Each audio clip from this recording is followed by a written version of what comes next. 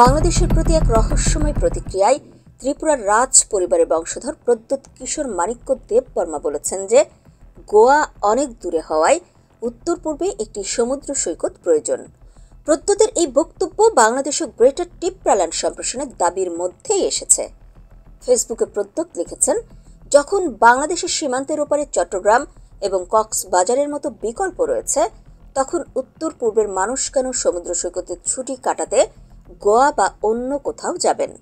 তিনি বলেন, বিশ্বের দীর্ঘতম প্রাকৃতিক সমুদ্র সৈকতের আবাসস্থল কক্সবাজার এবং ব্যস্ত বন্দর শহর চট্টগ্রাম উত্তর পূর্ব ভারতের অনেক অংশ থেকে কয়েকশো কিলোমিটার দূরে অবস্থিত গোয়া বা কেরালার চেয়ে উল্লেখযোগ্যভাবে কাছাকাছি।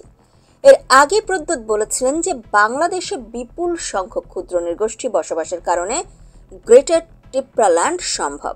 তিনি ভারত সরকারের প্রতি ত্রিপুরার ক্ষুদ্র নৃগোষ্ঠীদের ক্ষমতায়নের আহ্বান জানান, যারা রাজ্যে বসবাস করেন এবং সীমান্তের ওপারে বাংলাদেশে বসবাস করেন।